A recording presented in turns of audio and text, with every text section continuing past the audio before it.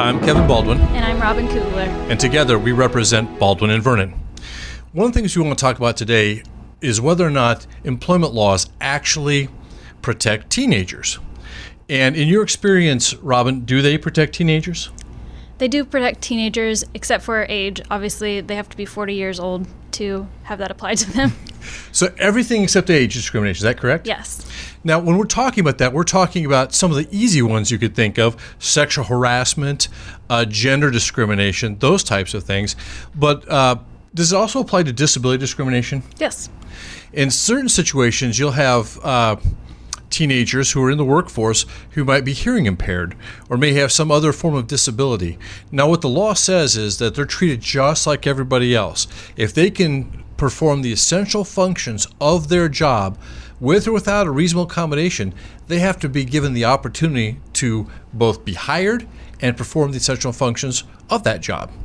But one of the most common ones we see, especially with teenagers, is sexual harassment. Would you agree with that, Robin? I would.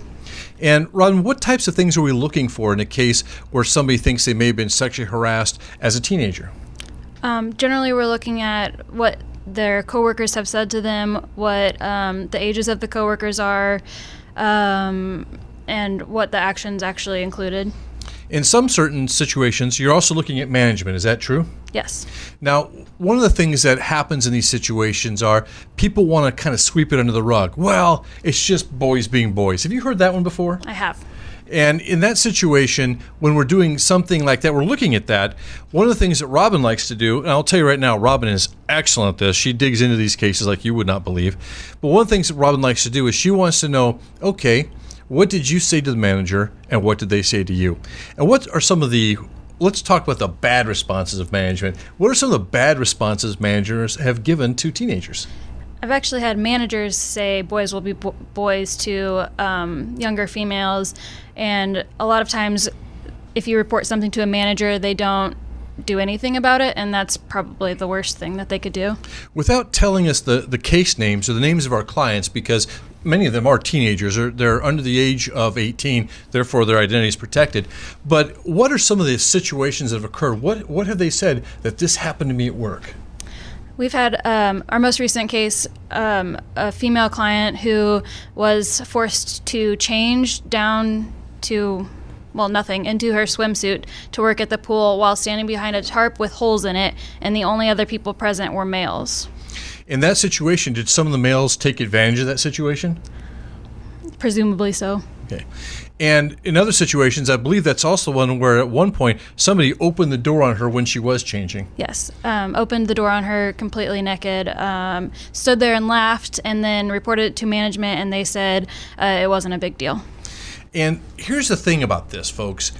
You might be thinking, well, it's teenagers in their first job. Well, the fact of the matter is would you allow that to happen to a 28-year-old woman? Would you allow it to happen to a 44-year-old woman? The fact that this happens to be a 17-year-old girl, and I'm going to say a 17-year-old young lady, woman, that is still a violation of the law. Now, in those situations, what should the teenager do if they believe that they've been subjected to discrimination, whether it be sexual harassment or some other form of discrimination? They should seek the help of a lawyer. Now, sometimes people are like, well, I don't want to tell my parents. I've had a situation where I represented a young lady who wanted to make sure that we didn't tell her dad. I'm a dad. Any dads out there, you know what the first response of a dad is to do. And so she wanted to make sure that we told her dad in the appropriate manner. Right. And in that situation, we were able to bring him in, sit him down, talk to him, and tell him what the law could do for them. But one of the things I do want to suggest is that you talk to a responsible adult. If you're uncomfortable talking to your parents about it, you can call our office, and we can take your call in a confidential manner, even before you've spoken to your parents. Now, at some point, the parents are going to have to get involved. Have you found parental involvement to be an important factor? Yes, absolutely. Parents always have their best interests in their kids, and they help a lot with making sure that the child stays anonymous in the throughout the lawsuit.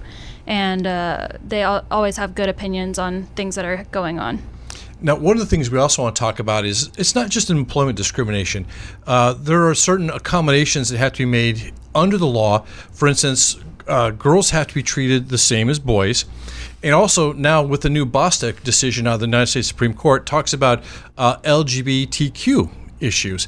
And so a lot of teenagers who are facing those issues at school, not your employer, but in the education setting, they should also reach out. If they're feeling discriminated against or treated differently than their counterparts and they believe it's wrong, should they call us? Yes. In addition, there's also been cases where things have happened at schools and the young women have reported it, but the school hasn't handled it appropriately. Would you say that? Yes. In those situations, what are the defenses that the schools bring up?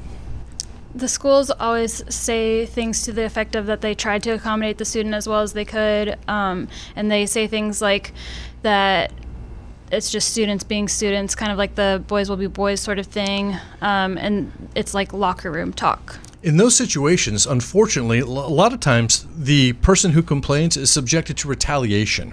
Now, that could be teasing, it could be ostracism, could be a lot of things, and social media can be a horrible place for those people.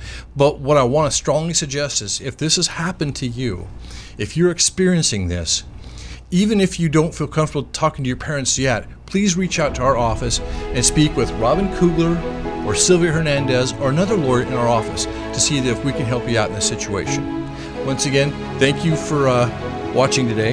Kevin Baldwin saying goodbye.